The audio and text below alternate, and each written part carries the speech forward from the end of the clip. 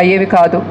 మరి ఇవన్నీ కూడా గమనించి వీటన్నిటికీ కూడా ఒక మంచి చట్టాన్ని తీసుకురావాలి, ఒక నూతన చట్టాన్ని తీసుకురావాలి అని మన ముఖ్యమంత్రి గారు శ్రీ రేవంత్ రెడ్డి గారు, అలానే రెవెన్యూ శాఖ మంత్రులు శ్రీ పొంగులేటి శ్రీనివాసరెడ్డి గారు మేధావులతో, అధికారులతో, రైతులతో అందరితో కూడా చర్చించి ఈ మంచి చట్టాన్ని తీసుకురావడం జరిగింది. మరి దీంట్లో ఉన్న ముఖ్య అంశాలు ఏంటివి? ఇంతకుముందు ఉన్న ధరణి సిస్టంలో ఎన్నో 33 మాడ్యూల్స్ ఉండేవి. మరి రైతులు ఏ మాడ్యూల్లో అప్లై చేసుకుంటే వారికి సమస్య పరిష్కారం అవుతుందో అని తెలియక ఏదో తప్పు మాడ్యూల్లో అప్లై చేసుకోవడం, నెలల కొద్దీ దానికోసం వెయిట్ చేయడం, ఆ తర్వాత అది తప్పు మాడ్యూల్ కాబట్టి రిజెక్ట్ అయింది అని చెప్పడం, ఈ విధంగా చాలా కన్ఫ్యూజన్ ఉండేది. కానీ ఇప్పుడు కొత్త సిస్టంలో ఓన్లీ 6 మాడ్యూల్సే ఉన్నాయి.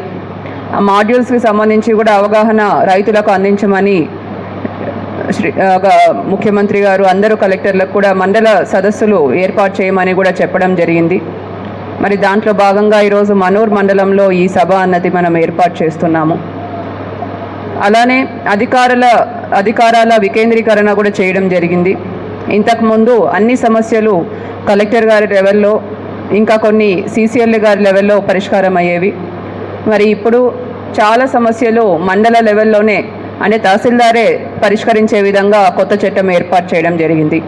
దీంతో మారుమూల ప్రాంతాల నుంచి జనాలు కేవలం మండల ఆఫీస్కి వచ్చి వారి సమస్య పరిష్కరించుకుంటే సరిపోతుంది. జిల్లా కార్యాలయాలకు, సిసిఎల్ఏ కార్యాలయాలకు వెళ్లాల్సిన అవసరం లేదు. అలానే ప్రతి సమస్యకు కూడా ఒక నిర్ణీత కాలం అన్నది ఉంది. ఫౌతీ కేసులన్నీ కూడా 30 రోజుల్లో కంప్లీట్ చేయాలి. ఏదైనా సవరణలన్నీ కూడా 60 రోజుల్లో కంప్లీట్ చేయాలి. ఆర్డీఓ కోర్టులో ఉన్న అంశాలు అంటే ఓఆర్సీ ఇంప్లిమెంటేషన్ కానీ, 38E సర్టిఫికేట్ ఇంప్లిమెంటేషన్ కానీ, ఇవన్నీ కూడా 30 రోజుల్లో కంప్లీట్ చేయాలి.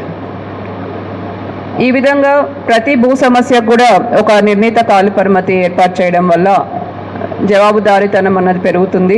భూ సమస్యలు కూడా త్వరగా పరిష్కరించబడతాయి. అలానే ఇంతకుముందు భూ హక్కుల రికార్డులో ఏదైనా మనం మార్పులు చేయాలి అంటే అది సివిల్ కోర్టు నుంచి ఆర్డర్ తీసుకొస్తేనే మార్పు అయ్యే విధంగా ఉండేది. కానీ ఇప్పుడు ఆ ప్రాసెస్ని సులభతరం చేస్తూ అప్పీల్ సిస్టమ్ అన్నది ఏర్పాటు చేయడం జరిగింది. ఎంఆర్ఓ ఇచ్చిన ఆర్డర్తో మీరు సంతృప్తి చెందకపోతే ఆర్డీఓ గారి ముందు అప్పీల్ వేసుకోవచ్చు.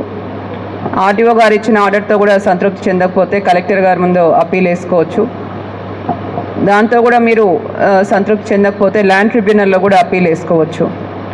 అన్నీ కూడా మన రెవెన్యూ కోర్ట్స్లోనే సమస్యలు పరిష్కారం అయ్యే విధంగా ఈ కొత్త చట్టం ఏర్పాటు చేయబడింది. అలానే భూ సరిహద్దుల మధ్య సమస్యలకు శాశ్వత పరిష్కారం చూపించడానికి ప్రతి భూ కమతానికి కూడా ఒక భూదార్ నెంబర్ అన్నది ఇవ్వడం జరుగుతుంది. ప్రతి భూ కమతానికి కూడా సర్వేయరు జియో కోఆర్డినేట్స్ ఫిక్స్ చేయడం జరుగుతుంది. భూమి పట్టదారు పాస్బుక్తో పాటు జత చేయడం జరుగుతుంది.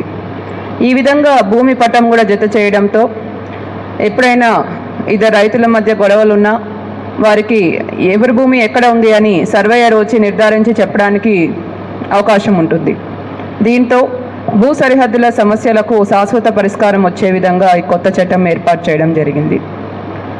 అలానే పేద ప్రజలకు, మహిళలకు, షెడ్యూల్ కులాలకు, షెడ్యూల్ తెగలకు ఈ కొత్త చట్టంలో ఉచిత న్యాయ సేవ కూడా అందించే విధంగా కూడా ప్రొవిజన్ ఏర్పాటు చేయడం జరిగింది.